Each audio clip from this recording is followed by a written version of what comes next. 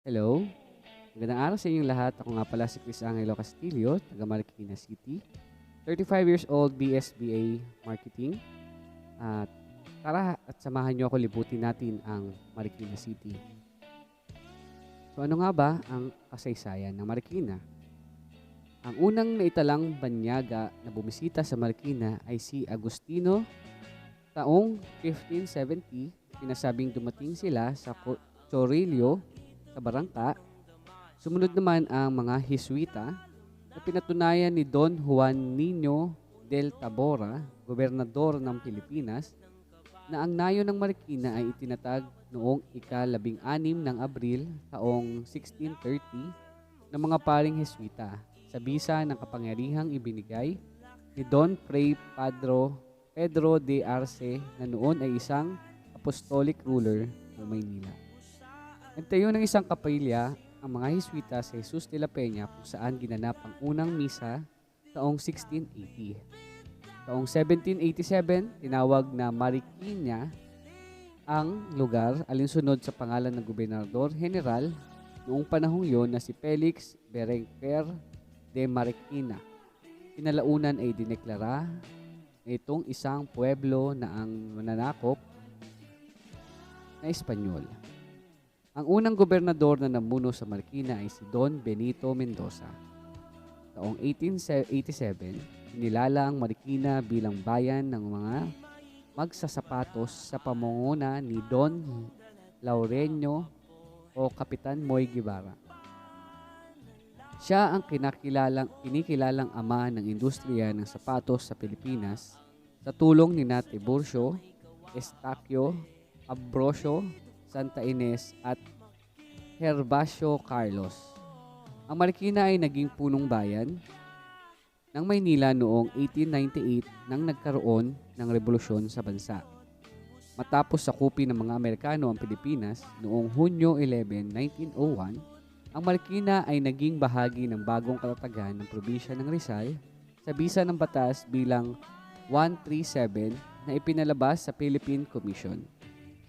Pinalitan ng Marikina ang ginawa itong Marikina. Ang bayan ng Marikina ay ganap na naging bahagi ng Metro Manila noong 1975 ayon sa Presidential Decree 1824 kung saan nasa ilalim ito ng Metro Manila Commission kasamang 4 na syudad at 12 pang bayan. December 8, 1996, sa bisa ng Republic Act 8223, pinroklama ang Marikina bilang isang syudad. Magpasa hanggang ngayon, patuloy ang pag-unlad ng lungsod ng Marikina, tanda ng parangal at pagkilalang natatanggap sa iba't ibang sektor ng lipunan. Diretso ang paglago ng ekonomiya, mayroong disiplinadong mamamayan at gobyernong may responsableng pamumuno na laging handang magserbisyo sa taong bayan. So ayan na nga po, nakikita nyo, naglalakad tayo sa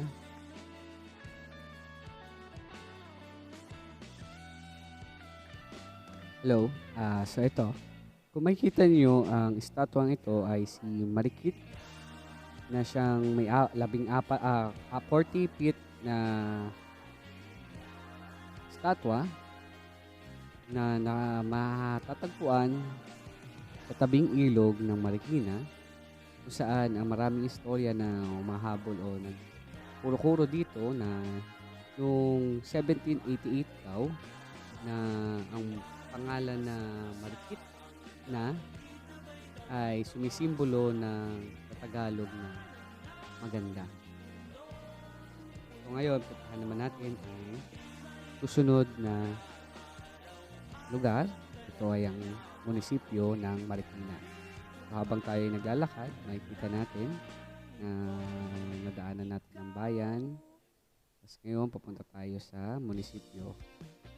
So, paparada muna tayo.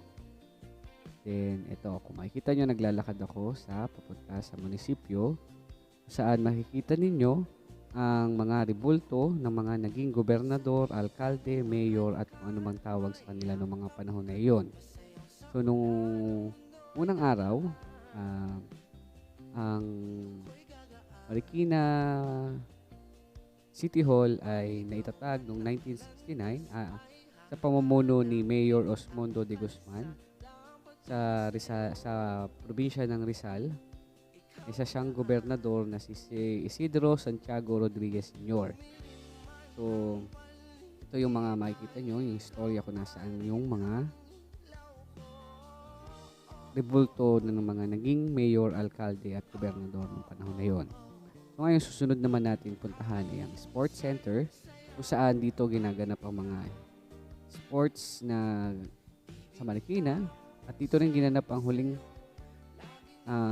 unang pambansang palaro ng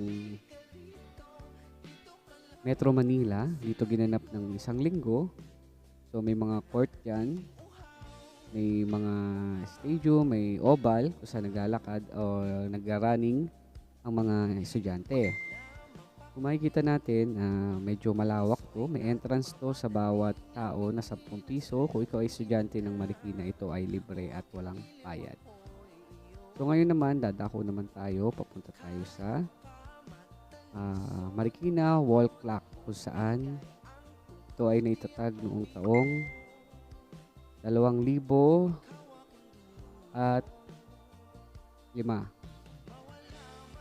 Kung makikita ninyo, ayan, ang famous landmark na Marikina Clock Tower with Fountain.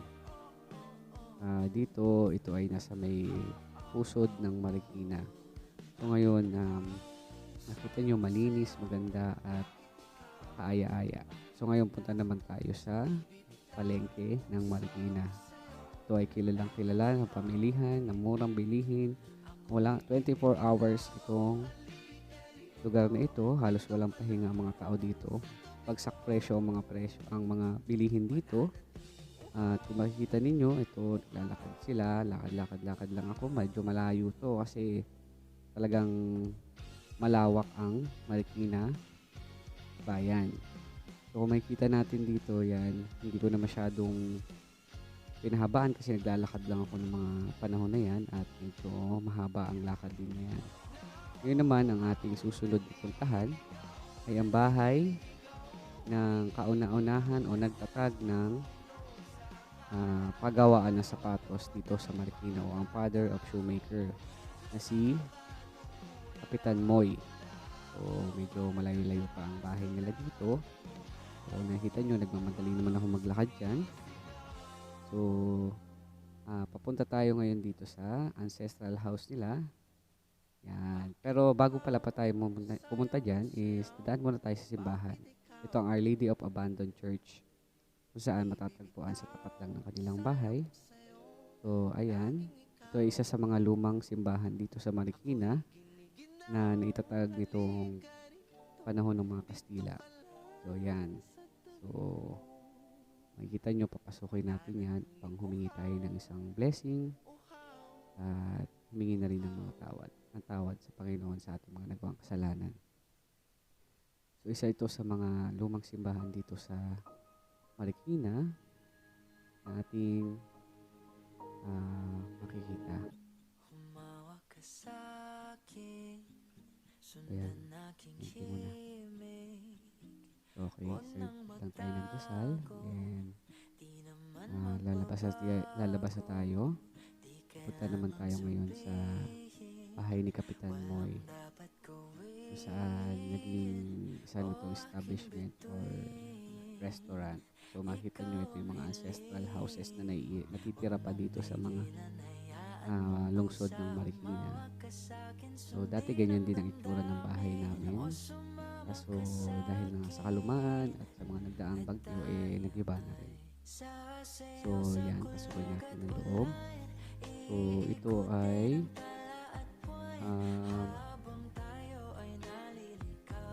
dalawang daang taong bahay na ni Don Laurenio Guevara o si Kapitan Moy na naging kilala o bantog sa pagiging ama ng Marikina shoe industry.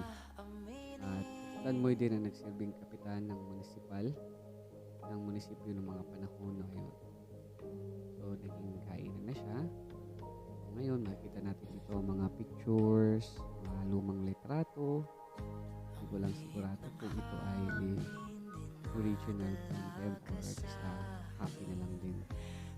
So, ayan. Malawak siya. Malaki talaga siya. So, kung makikita nyo, ang bahay noon talaga, bato ang ilalim, kahoy ang ibabaw. So, ayan. So, lakad-lakad ulit tayo. Punta naman tayo ngayon sa pinakatanyag na museo ng Marikina kung saan dito tinatag o ginanap ang museo ito ay ang museo kung saan nakalatag ang mga daan-daang libo-libong sapatos, especially kay Imelda Marcos ng Pinunit sa Marikina. So kung makikita ninyo, sarado kasi holiday pala nung nagpunta ako dito. So silip-silip lang tayo kasi wala akong masilip dahil sarado. So bigla ko napansin to, may mga parang Wall of Fame or kung tawagin sa Hollywood yung Walk of Fame. Makikita mo dyan, ito, hininto ako si Imelda Marcos yan. So yan yung mga sikat na mga kilalang tao noong panahon na yun na nagpagawa at nagpumangkilik ng sapatos sa Marikina. So ngayon tayo ay lakad-lakad na ulit, pabalik na tayo sa school na pupuntahan ko. So yan, tinuturo ko niyan, yun yung Teatro Marikina kung saan ginaganap ang mga pagtanghal ng mga artista. At yan, kung makikita nyo, naglalakad ako. Papunta to ngayon sa school. So yan yung pinag-aralan ko ng college, Marikina Polytechnic College. So mahabang laka rito. So yan, makikita ninyo, lakad-lakad na. So ang eskwelahan namin na ito ay tinatag noong mga panahon ng Kastila din, at ito ay isang national high school pa noon bago ito naging Marikina Polytechnic College. So ito ngayon, nasa Freedom Park tayo ng Marikina. Ito ay i-event kasi ngayon dahil December, kaya maraming mga stall makikita nyo. Tapos bigla akong nakita itong sapatos na sasakyan, pambabae at panlalaki. So yan yung mga talagang pinibida ng Marikina, ang mga gawan sapatos. Matibay na, malinis na, quality pa, mura pa. So yan, makikita nyo may mga tindahan na ng sapatos. So ngayon, pupuntahan natin yung harap para mapakita sa inyo na I love Marikina talaga. So yan, maraming tao ngayon kasi holiday ito, December 8.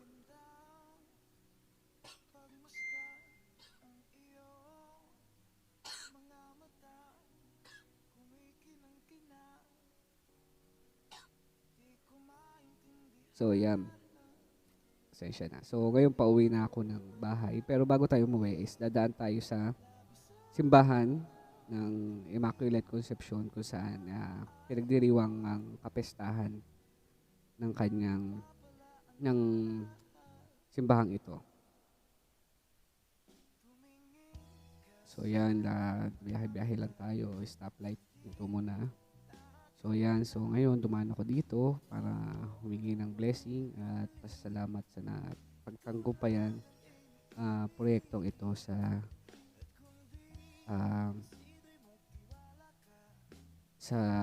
RPH. So nawa po ay mabiyayaan ng bawat isa sa atin at mapagtanggumpayan natin ang pag-aaral ito upang tayo ay makapagtapos. So, yun lamang po at maraming salamat and hope we all be safe and proud of what we are.